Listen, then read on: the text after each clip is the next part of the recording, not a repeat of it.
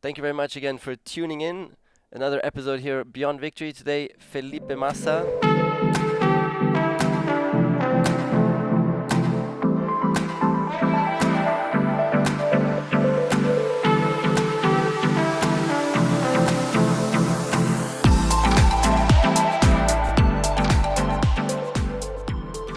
Ferrari legend, for today's purposes, also president of the Go-Karting World Federation, since Yeah. we're going to the Go-Karting World Championships, and finally also Venturi Formula E driver now. Yeah. How's it going?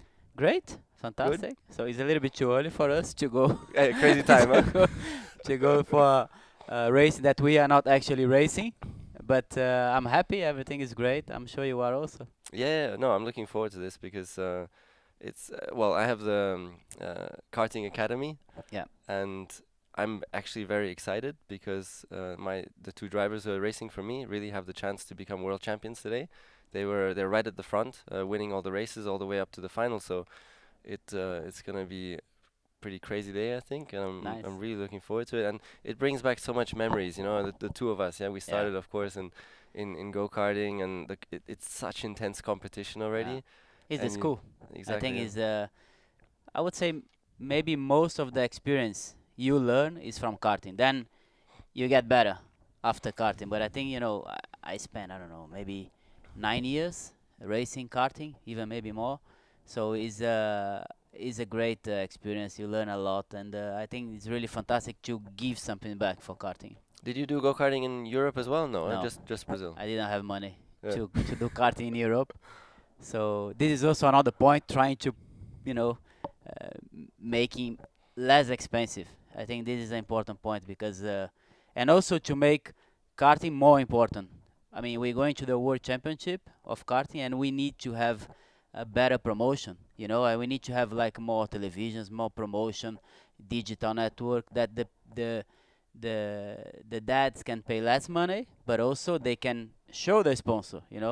So I think that is a lot to do in karting, and I think it's important. I have to laugh. Sorry, I have to laugh because you have the cable over your face. Yeah.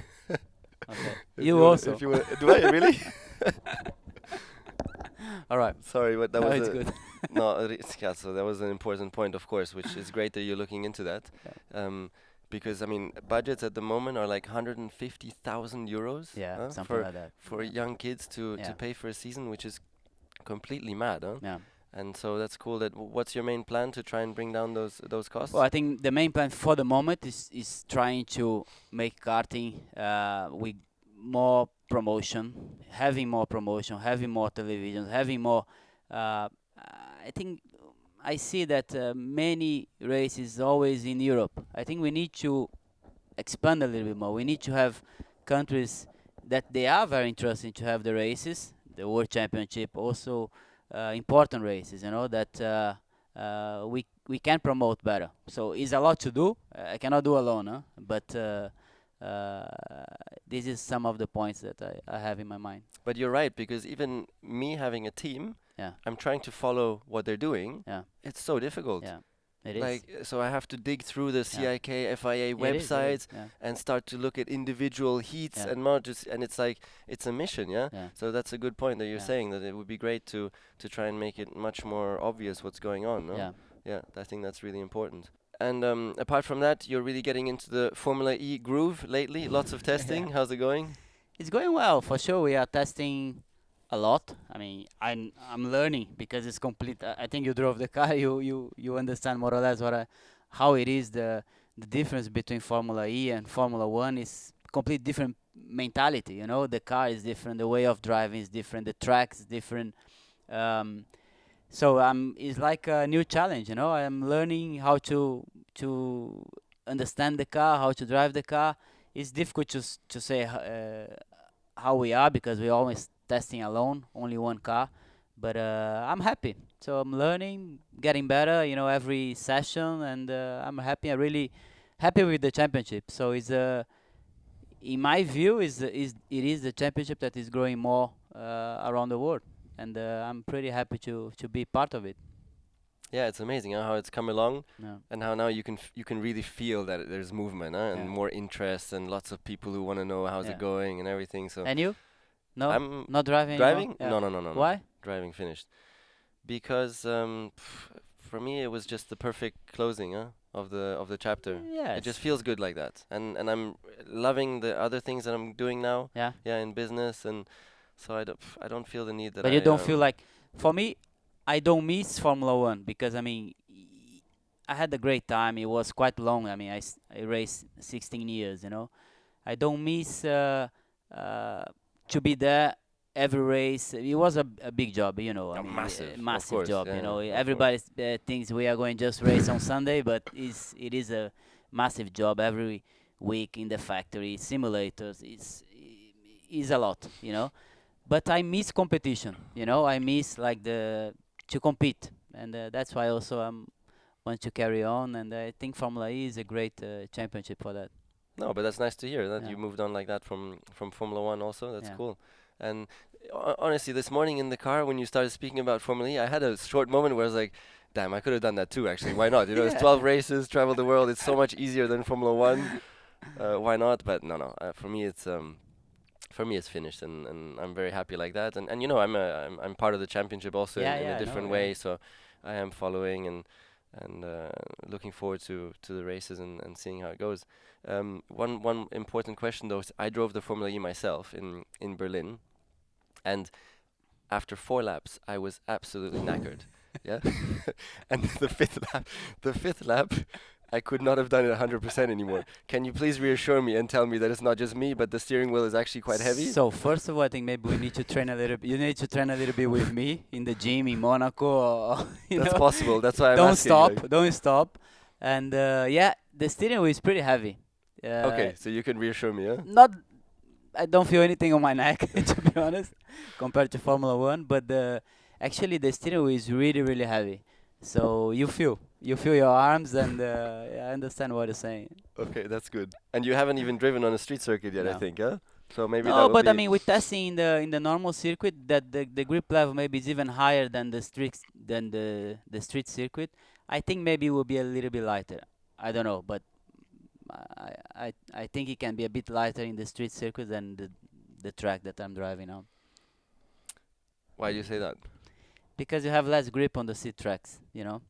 So the grip level make the steering wheel is even a little bit harder. Yeah. No, Well, you is it, forgot everything about is it like about. that? I mean, Monaco. No, Monaco is quite heavy on the steering wheel, or not? Mm, you think? No, what it used to be, Monaco, no. I think. It's heavier in the high-speed corners. More Yeah, heavy. yeah, okay. In You that know. sense, yeah. Yeah. Well, anyway, I can't remember. Anyways, no. But what I really wanted to touch on actually is for this podcast was to Yeah. speak also a little bit about Michael, Yeah. because we both had the unique Yes. experience It's true. of being teammates with him for. You only had 1 year, didn't you? 1 year. I had Well, I two, had because 1 year, 2003, I was test driver. I was all the time with him testing together. So I would say even two. and I had 3 years Yeah. with him. A little bit different, of course, Yeah. because when I had it, he was his Sure. comeback, and Yeah. you had him in his absolute prime. Let's go through. I mean, also one of the reasons for doing podcasts is I would really like to, you as a listener, Yeah. try and give you some great insights where maybe all of us can also learn something from. Yeah. So Yeah. let's try and Michael. I mean, there's a reason why he's 7-time world champion. Yeah, Yes. it's because his approach was just phenomenal. So maybe if we try and approach it by a couple of topics. First of all, the energy that he had, Yeah. no, for doing this really really intense Formula One job Yes. was incredible, no? I mean, first of all, Michael, he was like a master for me because I arrived, I was still young, my first year in Ferrari. He was like, Ferrari was his team. So I arrived there, and I was treating him like a master because, I mean, I was always a big fan of him. And then suddenly I am teammates. So it was an amazing experience for me. I learned a lot with him, really. I mean, because everything that he was doing, I was like watching, asking, even asking too much, and he was very nice with me, for sure. If I was not quicker than him. So sometimes when I was quick and I was even asking, you could see that he was not, telling everything in the normal way. Even back then, when you were a even test even driver. like them, yeah. Uh, I'm saying also. I mean, when we were racing together, test drive was a bit easier, but when we were racing together, it was sometimes it was a little bit tricky to get everything out from him, which is normal anyway. And knowing also his personality, I mean, he has a very strong personality, So I guess so, but I mean, he was huge. He was, and he's still huge for me, And I was trying to use him as really a teacher, as really a master, and I had amazing relationship, but also amazing learning with him in so many different things. The way of working with the team. Also, he was very close to the team, to the engineers, to the mechanics. Sometimes quite hard, but you need to be. But he was really having the team like as his team. But that's one of the big Yeah, strengths that he had. yeah, It's his team building yeah, capacity, and he managed to get so much respect yeah. internally from everybody. Everybody. So how the people was working and was treating him, it was unbelievable. And I learned a lot with him also in the technical side, I would say. So, which he was the feeling that he had from the car. So the capacity of also maybe taking the best out of the lap on the qualifying, but I mean the best out of the race and trying to understand everything. Even speaking a lot in the radio, it was unbelievable how much he was talking with the engineers, with the team during the race, trying to understand everything that it was happening in the race. Yeah. So I'm just for you listening, I'm going to try and structure that a little bit. So the first one is really caring, caring for his team and Yeah. authentically caring, Yes. and that just gives such a power Hmm. because then everybody is supporting you so much Yes. and wanting you to win, and it even internally gives you a power over your teammates, because you always 100%. you always manage to get Yeah. preferential treatment because you For are the sure. number one, Yeah. so caring, I think, is one of his big strengths. Yeah. And he And was a proper number one in the team. yeah, For of sure. He course, yeah. was sometimes even a bit tricky, for me. But I would say I learned so much, and I was at the beginning. So I think if I raced with him in the second part of my career, it would have been a little bit more difficult. Maybe it's more or less what you had, I would say. Maybe. So Was difficult. it would have been a little bit more difficult because then I mean you're not on the first year, in a big team. You are already, fighting for the championship, fighting for the best, and then could have been a little bit more tricky. And I mean his dedication, yeah, Yeah, was just unbeatable, no? yeah. Every day, all day long, just thinking about racing and interacting with the Physical team, physical. training, having always thinking about what he needs, from the team, from the car. So yeah, he was an example, I would say, for a driver in so many different areas. That to be on the top uh, is amazing to see what he was doing.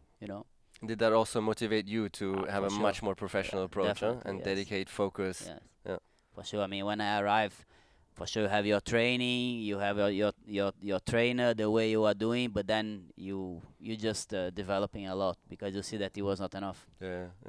Now for me as well, that was Yeah. a really eye-opening experience. And then, And how was with you? well, I mean, it's all very similar, but I didn't, because I was further along in my career, which is what you were saying. yeah, So I didn't see him or accept him so much as a mentor. For me, he was really my absolute extreme rival, uh-huh. and so Yeah, already that brought a little bit of a different dynamic.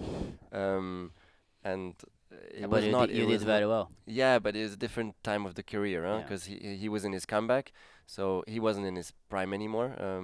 When he came back, and you could see that in inconsistencies. yeah, Yeah, when he did the good days, yeah, he was still at his absolute best. He yeah. even did pole position in In Monaco Monaco, I in remember. Yeah, yeah. 2012. Yeah. And he Um, didn't start no, on he pole. started sixth Yeah, because he had a penalty. yeah, from Because the the weekend rain. before he had that down period. Yeah. Yeah, yeah, So it was these inconsistencies, and yeah, that really that was yeah. the So indication that he wasn't quite at his top yeah, anymore.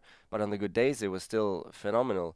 And but I mean, yeah, some things that were difficult was, first of all, positioning myself in the team. I remember I would go into strategy meetings, yeah, before the race, and almost they wouldn't even look at me. It was just Michael, yeah. Even when it came to my strategy, it was Michael. so, so I that was understand. that was I know. really difficult to get to Yeah. to get a grip on. But I mean, the people in the team were really awesome people. So then I would really speak to them, and I would say that for me that is very difficult. Please respect that and give me the same amount of attention. So I really openly addressed that. Um, and then no problem. Then it worked out. Yeah, and they understood and really respected. So, but I had to work at that. Yeah, because he was like God in the team. Yeah. Yeah, which is the same at Ferrari. Yeah. When he walks into the room, everybody stops working and just, oh my God, he's coming. Yeah, it's like And I think maybe I have a good question that do you think having Michael he helps to prepare you to have Lewis after? big time. Of course, huge. Yeah. Yeah, huge. Because also Lewis, when he arrived, he was the world champion that Yeah. arrived. When Lewis arrived, I hadn't even won a race, not even one. So I was like nothing. But it was And also good for you to have Lewis arriving in the new team. Not maybe easier. you arrive in the team Yeah, that yeah. he's No, no, of course, you know. of course, easier. Yeah. No. That's clear. No, but with Michael, and also, I mean, Michael was incredibly strong. He's a warrior, in Yeah. his head. Yeah. Yeah. And it's just he doesn't even need to think about it. It's just there, yeah, instinctively. Yeah. And the warrior part even goes against the teammate then, because I was Yeah, the big yeah. rival, huh?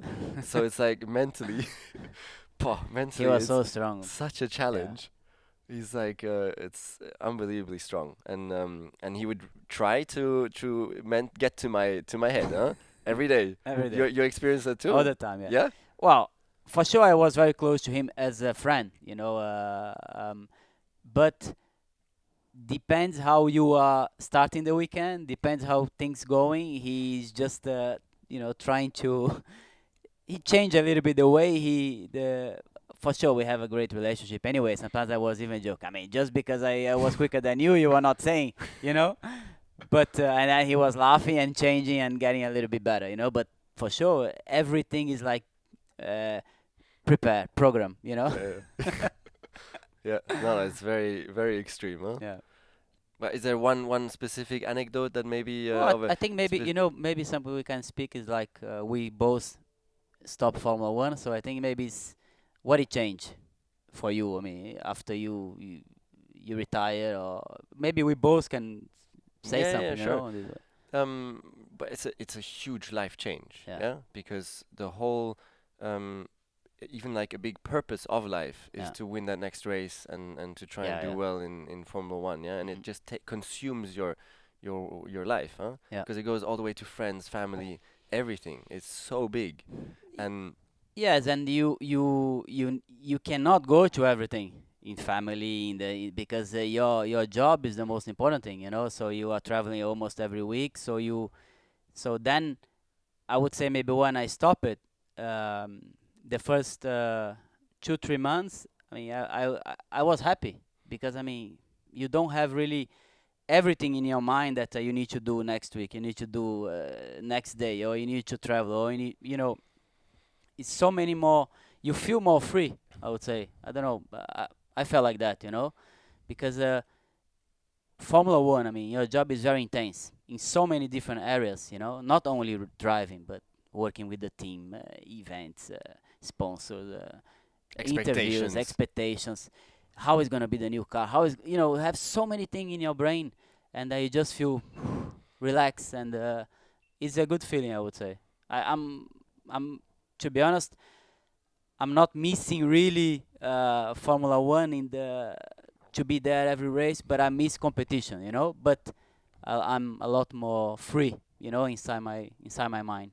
Yeah, no, I had a similar experience, but still, I did have to find a new purpose, Yeah. huh? Which was an interesting like Well, even for me, period, huh? Yeah, I am on this period, yeah, you know, yeah. to No, find the next step, you yeah. know, of my life, of my job, of my working, and it's not so easy, you know. But with Formula E now, you have a Yeah, you have sure. a nice I'm happy, platform, really. huh? Yeah, I'm really exactly. happy with Yeah. all my decisions, everything that I'm doing for my future. But I mean, I'm still in this process, you know. Yeah. No, it's an interesting Yeah. one. And for me now also, I'm in a really happy place in life because family I can take more time now. So Yeah. I don't know if you who's listening, on my social media I just showed that I went with my daughter to the first day of preschool. Yeah. Yeah, and all these things are I would have probably missed them Yeah. before, and now I can make sure that on those days I'm there. Yeah, on birthdays, Yeah. um, important days, and they're so valuable, Yeah, for sure. and that gives a lot of happiness, and so it's this flexibility and freedom that you said as well, that is new now, and which I also really enjoy, and then. Yeah, I mean, I have the basis of still being connected to the sport a little bit, doing the TV work, which is nice to stay in the paddock because it's my environment in the Yeah. end, yeah, which I've been in so long, Yeah. and I can add value because I've been there recently, so I can really have give some cool insights. And then apart from that, no, I've been doing a lot of looking towards the future in like all the electric mobility, yeah, and also Formula E, for example, because I really believe in that. So that's been something that's really been fascinating for me. So this is something I'm uh, exploring to Yeah. see the paths that I can take in that direction. Yeah. Good. Good. Ferrari. Come on, we do Ferrari. One thing, yeah. Back to Ferrari and Michael.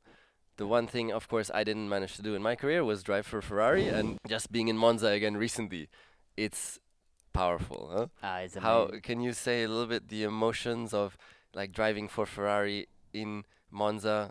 Do you feel that just so legendary power? You feel? I think is I mean, for sure, you have so many very important teams. You race for a very important team anyway, a very important brand like Mercedes. But Ferrari is like a religion. Especially in race in Italy with the fans. But I was in Italy as well, not racing, but I still feel the same feeling that I am a Ferrari driver. So they say even when I was racing for Williams, all of the fans they just arrive like they believe you are still racing for Ferrari. So and I think that's is amazing to feel that love from the people. I think racing for Ferrari is like a religion, you know and I had amazing dream come true by being a Ferrari driver for a very long time. But I mean, it's still, inside my heart, and it's still to feel the love from the people everywhere you go, even not Italian people, so it's so strong and. It's really an amazing feeling. So it's difficult to explain, in the right words. But I feel the same even now, not even driving, for Ferrari. But they still believe you are part of Ferrari world, Ferrari family, and I think is a great feeling. And it's amazing how the whole country, Yeah. it's the only team in the world, yeah, where the country Yeah, I just think to be honest, you go into a normal race. So I see even the racing DTM was not so many people in the grandstand. They just care for Ferrari, or maybe for Valentino Rossi. So that's the two things that they just crazy for, and everything that Ferrari is doing a normal day of testing is full of people. So they love, and it's like a religion. yeah. Um, and but is it also, do you think even more pressure than in some other teams? Massive, Huge, massive. huh? The pressure having Ferrari is like every day. Even if you're winning or if you have a difficult year, the pressure is the same. So it's amazing, even too much. Sometimes you even stress because why? I mean, everything is going well, or everything, the car is not competitive, whatever, So every day is a big day, And racing this for is Ferrari. from the country and from the From journalists the of the country, country. from the journalists, from the expectation, from the team as well. So inside the team also is a big pressure because they feel the pressure like you. Not only the drivers, but also the mechanics, also the engineers, also the people that is working for Ferrari. So they feel similar pressure. And sometimes it's a little bit too stressful, you know. You see that, especially now. I mean, after so many years that Ferrari is not winning the championship, the pressure is every day, and is sometimes it's a little bit too much. But that's the way it is. And can you still enjoy it then with such pressure that's there every single day? Yes, you enjoy because it is a big pressure. But I mean, you also get used to work like that, and you're doing what you love to do. You're racing for one of the most important brands uh, in the world. You enjoy, but doesn't mean you don't feel also the pressure. You know, it is a big pressure. So, and especially as I said, I mean now Ferraris they need to win. You know, the team needs to win because such a long time that they don't win the championship, and I'm sure the team is feeling the pressure, but also Sebastian. I mean, because you also feel the pressure. So definitely he had few mistakes that it is also inside. You know. I mean, I think some of those mistakes have been coming from Yeah. pressure, also from the team. Yeah, they messed Yeah. up now again in Yeah. Singapore. Yes. It looks like it. Yeah. But then again, now we come into a period where suddenly the pressure is gone, because now they're not the favorites anymore. Oh. So possibly this could now help them to Yeah, make but a I big mean, comeback. it's also true that Lewis is doing an amazing job. I mean, to see what he did in the in Monza race, but also in now in Singapore, the qualifying he did, it was just I don't know if you see the onboard the camera. It was just amazing. You know, he's doing. He deserve. I know that he's quite a good driver. He deserve. So and he has zero pressure. No, no, no, that's not true. He has zero pressure. No, no, no, no, He has it. impossible. It's He's now the true. favorite. He's up. He's He's the out front. favorite, but I mean, No, no, no, no. man, when you don't win the first time, the pressure you have is massive. But when you win after 4 times in a row, I mean, Doesn't change. it changed. No, still there. It changed because I mean, if he doesn't win, uh, everybody's it's fine. Everybody's accepting. No, no, no, no. I That- think so. I think for him in the car, and he has a lot less pressure this year. I'm sure. That I'm I sure. don't- You I don't can agree. see the way he's driving. He's taking things a bit easier, you know, and things is easier for him to show, you know. The job that he's showing is easier. I think he feel much less the pressure now. This year, I feel that he has much less pressure compared to some other occasions, you know. Yeah. Well, let's see. Let's see how the season finishes. It will be a good finish. We just had the notification from Oliver that we have to go. So we do one more Let's go. question. Yeah. Okay. Michael, best of all time in the history of the sport, in your eyes? Yes. Yeah? I think Fernando? So, yeah. Also. Also. Bad luck. You got the two as teammates. But I to be put honest- both in the same level. Okay. I also had Lewis. So both Yeah, in the same maybe you level. can put also Lewis Exactly. in the same. I put, you know, I put Michael and Fernando in the same level. They are really amazing drivers, and they have complete everything in the amazing way, the best, everything together. So I put them as a completely driver on the top, both together. All right, good ending there. Thank you very much for tuning in. We're going to rush off now to fly to Sweden and tune in for the next one. Next up is either Alejandro Agag or Flavio Briatore. All right, Bye-bye. let's go. Thank you, Felipe. Thank you.